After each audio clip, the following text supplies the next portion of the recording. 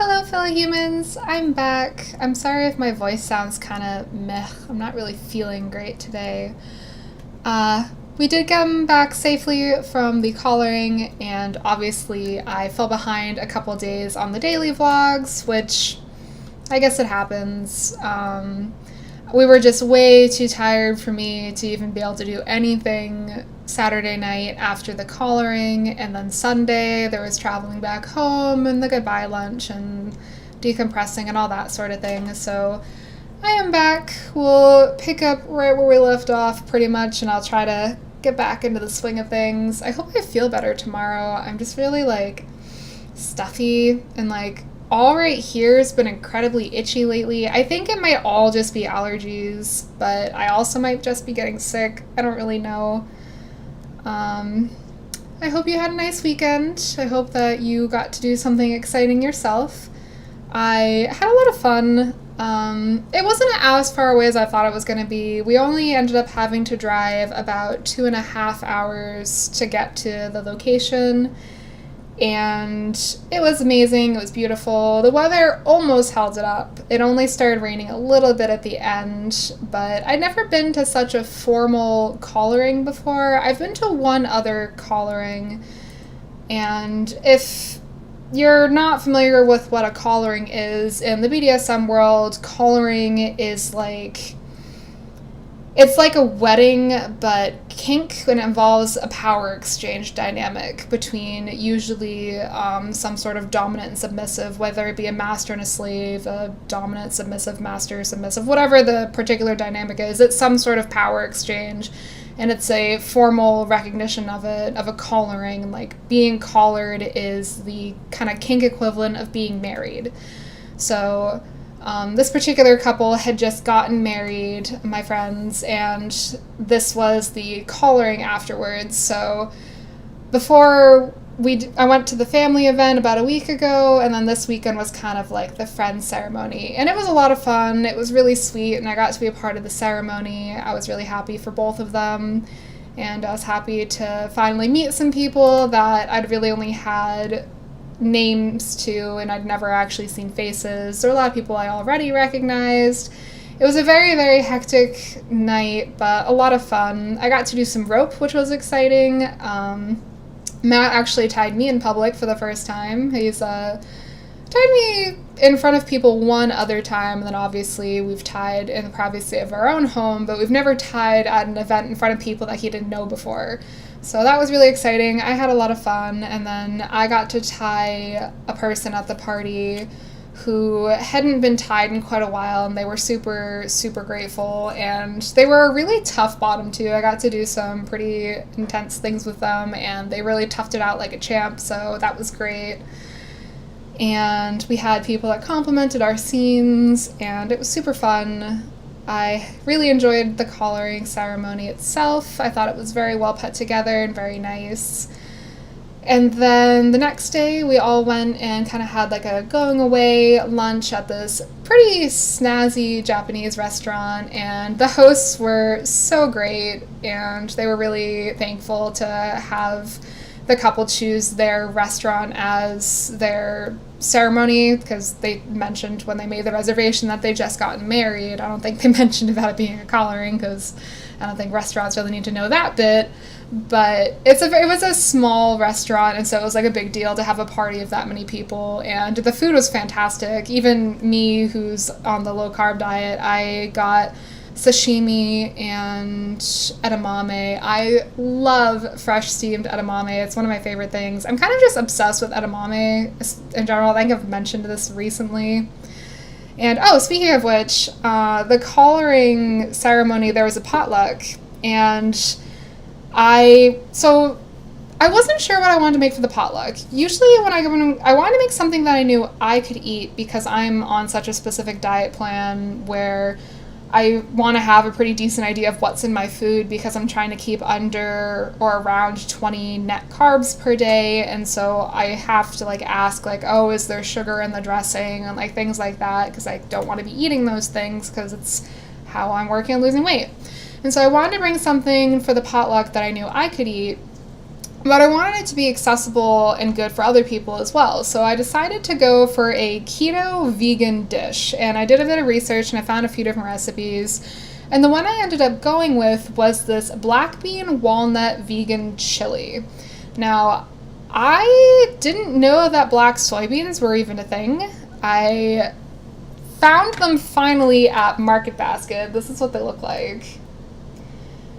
And I really enjoy like regular black beans in chili, and I've been really craving chili, so for a while I was just like, oh man, I really could go for some chili, but I can't eat it because unless it's like completely, whatever, bean free, it can only be like meat and vegetables. It's gonna have too many carbs in it otherwise, because tomatoes are already a pretty sugary fruit, whatever they are. There's a lot of sugar in tomatoes, and so chili is made from tomato sauce and has tomatoes in it, so those are already carbs just coming from that, and then like beans would just add so much more, so I didn't think it was a food I was going to be able to eat. But then when I found this recipe and it called for black soybeans, and I was like, what the heck are these? They literally just taste like regular black beans, which I enjoy, but the nutrition info, it's so per half a cup there are there's 8 grams of carbs, and 7 of those are fiber. So per half cup, there's only 1 net carb in black soybeans, which is amazing. I'm going to try and keep these stocked in my cabinet from now on because there's so many things I can make with this and actually be able to eat. So I'm pretty stoked about that. They have a decent amount of protein in them too, an okay amount of fat, potassium, a bunch of other stuff. Like, I am really excited about these. And then the chili, so it's a vegan chili, and I was just like, oh, it'll probably be okay. I'm sure it'll be, good enough that I'll enjoy it at least. It's like the best chili I've ever made. I even like brought it out of the fridge so I can show it to you because it's so good. Look at this. So it has black soybeans, celery, carrots, onion, diced tomato, garlic, pretty much a whole bunch of delicious stuff. The black soybeans are delicious. I actually really like the texture of the walnuts in the chili, which is kind of like the meat substitute because it's a vegan chili. I'm sure you can make this exact same thing with like ground hamburger or something, but I actually really like the walnuts. I like that they're not like super crunchy. They soften up when you cook them. And I'm going to link the recipe in the description. Don't worry, because I want you to be able to try this on your own if you're at all curious. It was super easy to make. If you do follow the recipe that I link below, I will mention that it calls for cinnamon and chocolate, and I left both of those out because I know Matt specifically doesn't like sweets and savory dishes, especially cinnamon and chocolate. It's just not on his palate. I don't usually mind it because I like mole sauce and whatever, but I omitted them from this because I knew that he would like it better. And I also added maybe half a tablespoon of cayenne because I like things to have at least a little bit of spice to them. If it's going to be spicy, I want to like feel the spice, and I'm not particularly sensitive to spicy things. I enjoy them quite a bit. But anyway, that was what I brought for the potluck. Everyone really loved it. Matt and I are obsessed with this chili. I will be making this again. I'm so excited that we ended up coming home with some because I literally we've eaten it for like every meal since then because it's just so good. We even made it super non-vegan, and we had hot dogs and like smoked Gouda with the chili on top. Ugh, it was so good. I can't even. But anyway, yeah, black soybeans. I'm pretty stoked.